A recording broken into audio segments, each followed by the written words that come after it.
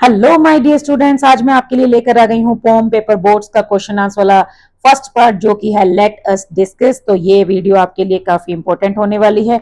Video को skip किए बिना बहुत अच्छे से देखना, क्योंकि आपको अच्छे से क्वेश्चन आंसर जो है वो समझ आ जाएंगे। ठीक है, सबसे पहले तो मैं आपको एक बार थोड़ा सा रिमाइंड करवा देती हूँ कि मैंने इस पोम की एक्सप्लेनेशन ऑलरेडी अपने चैनल पे अपलोड कर दी है। आप मेरे चैनल पे जाके क्लास 7 की जो प्ले है उसमें पेपर बोर्ड्स फॉर्म के एक्सप्लेनेशन जो है वो अच्छे से देख सकते हैं, सीख सकते हैं, और एक्सप्लेनेशन के बाद ही आपको क्वेश्चन आंसर जो है वो अच्छे से समझ आएंगे। ठीक है, तो ये है हमारी पोम, इसकी एक्सप्लेनेशन मैंने आपको ऑलरेडी करवा दी है। और ये जो पोम है वो रविंद्रनाथ टैगोर जी ने लिखी है। तो आज हम सॉल्व करने वाले हैं इसका ये लेट अस डिस्कस वाला पार्ट। ठीक है, ये आप देख सकते हो, ये पेपर बोर्ड्स की पिक्चर भी है। इसमें जो है एक बच्चे की इमेजिनेशन जो है उसके बारे में बताया गया है। ठीक है, तो चलिए स्टार्ट करते हैं आज की video. Choose the correct words, पहला क्वेश्चन है आपके पास, choose the correct words from the brackets to complete the summary of the poem given below. ये क्वेश्चन आपके लिए बहुत इंपॉर्टेंट होने वाला है, क्योंकि ये आपको साथ में ही पोम की समरी भी बता रहा है।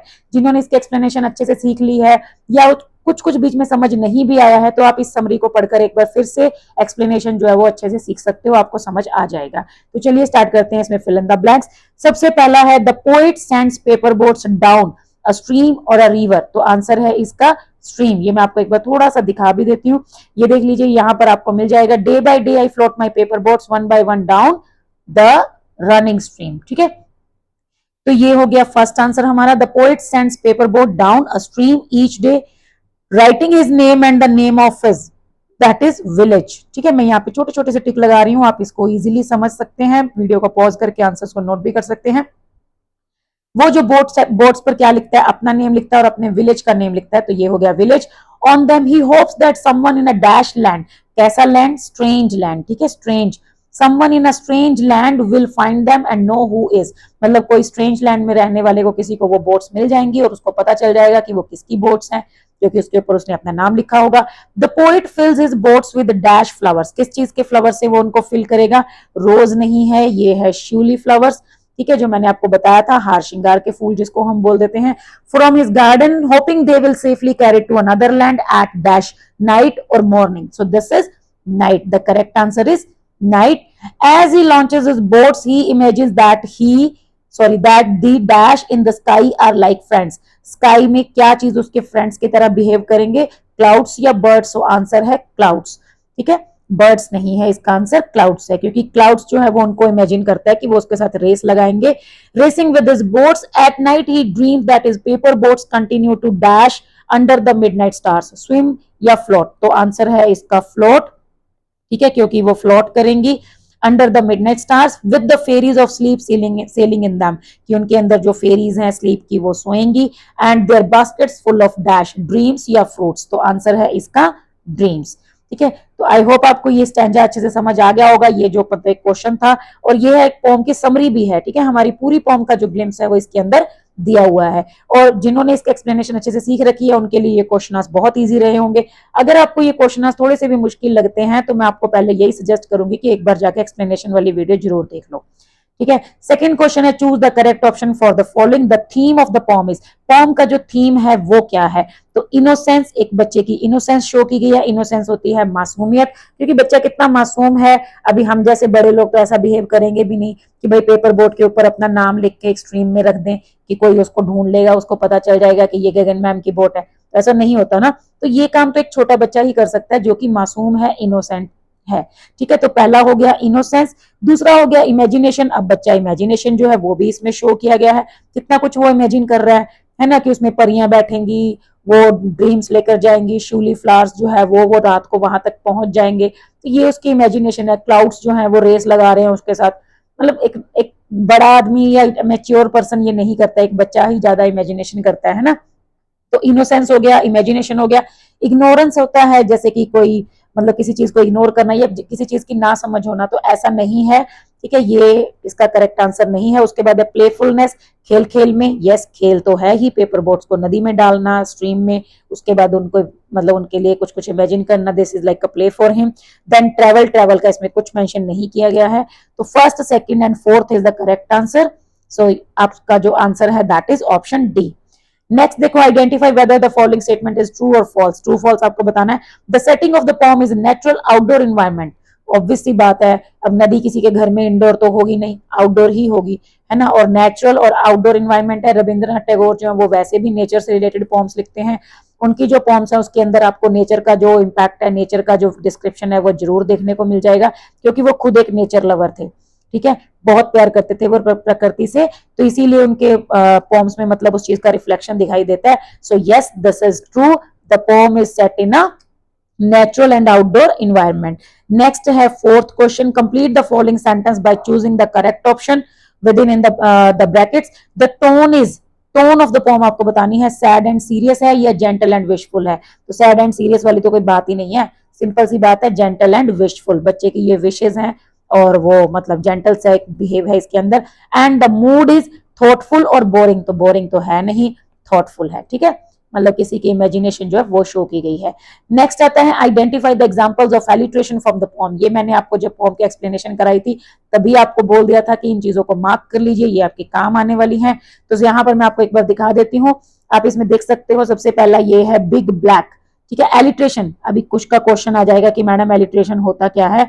एलिट्रेशन क्या होता है बेटा, जहां पर सेम साउंड रिपीट होती है। जैसे देखो मैं यहाँ पर वर्ड लिख रही हूँ सेम साउंड, अब आप इसी से आइडिया लगा लो कि इसके अंदर भी तो सेम ही साउंड रिपीट हो रही है, दैट इज स साउंड, ठीक है, स साउंड जो है वो रिपीट हो रही है। तो आप इसी से आइडिया लगा लो कि सेम साउंड मतलब जहां पर सेम साउंड रिपीट होगी, जैसे स में रिपीट हो रहा है वैसे ही वहां पर आपको एलिट्रेशन जो है वो मिल जाएगा। तो सबसे पहले है बिग ब्लैक जिसके अंदर ब साउंड रिपीट हो रहा है, तो यहाँ पर कौन सा पोएटिक डिवाइस है, एलिट्रेशन। उसके बाद कोई नेक्स्ट देखो, आप भी ढूंढ सकते हो, मैं भी ढूंढ रही हूँ, अगर आपको कुछ मिल जाता है तो आप कमेंट बॉक्स में जरूर लिख दीजिएगा, अगर वो मुझसे मिस हो जाता है तो, ठीक है। जैसे ये देखो नेक्स्ट है स्काई सेंट्स, ठीक है, फिर से स साउंड रिपीट हो रहा है, तो ये हो गया स्काई सेंट्स। उसके बाद आप देख लीजिए कोई और भी है, तो जैसे स्लीप सेलिंग, ठीक है, तो ऐसे करके भी आप जो है ढूंढ सकते हो, और भी आपको इसमें काफी सारे जो एलिट्रेशन के एग्जांपल्स हैं वो मिल जाएंगे, ठीक है। तो मैंने आपको दो बता दिए हैं, एक यहाँ पर और दिख गया है मुझे, फ्लावर फ्रॉम, यहाँ पर भी एफ साउंड जो है वो रिपीट हो रहा है। ऐसे करके आप बहुत सारे ढूंढ सकते हो, ठीक है। तो ये हो गया एलिट्रेशन, इस क्वेश्चन का हमारा आंसर हो गया है बिग ब्लैक, देन जो भी था, ठीक है, मैंने आपको दो बताए हैं, वो एग्जांपल्स आप यहाँ पर 2 या 3 लिख सकते हो। उसके बाद 6 क्वेश्चन आता है, fill in the blanks with suitable words from the poem. आपको क्या करना है, ब्लैंक्स में सुटेबल वो वर्ड्स बताने हैं जो इस आंसर को क्रिएट करेंगे।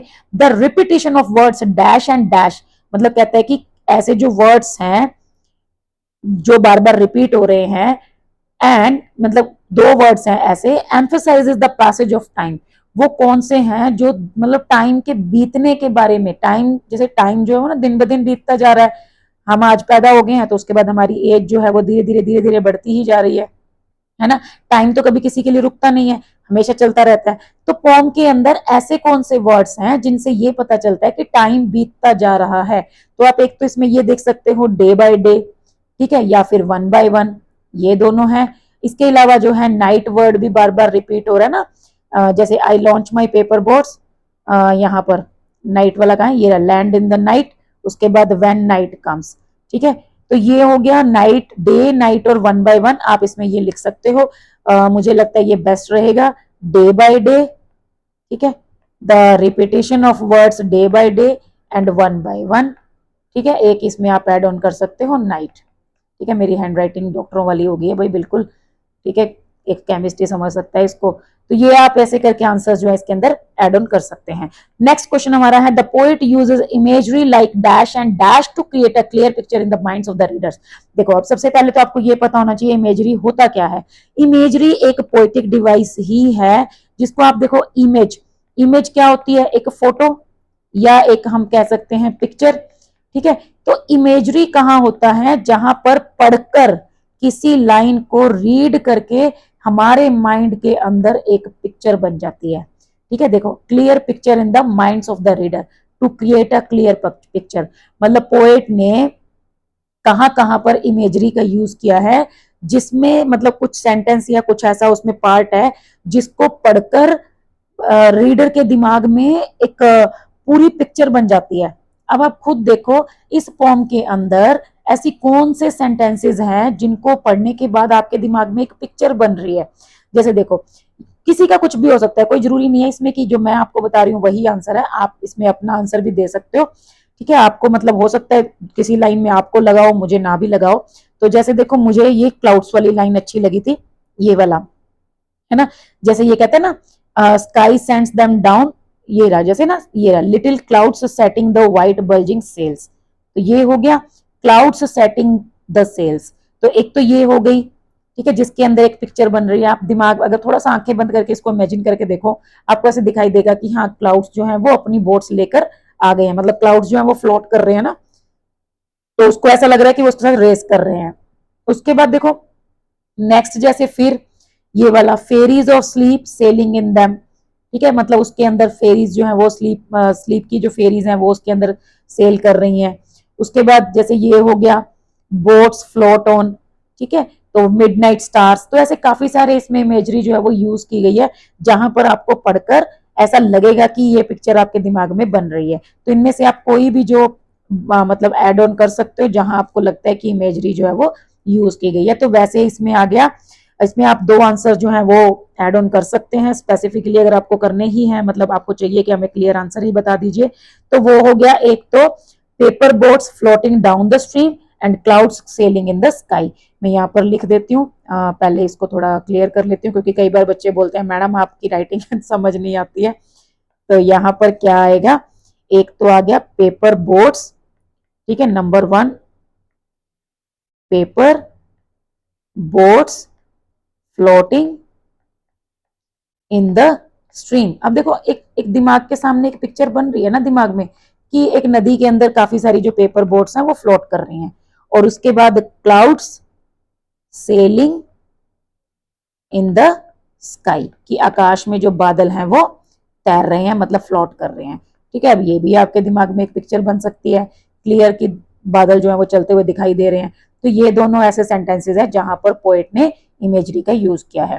फाइनली हम आ गए हैं हमारे लास्ट क्वेश्चन पर, match the description in column 1 what they symbolise. देखो अब यहाँ पर जैसे ना ये विद व्हाट, इसके अंदर भी एलिट्रेशन है, ठीक है, with what they symbolise in column 2।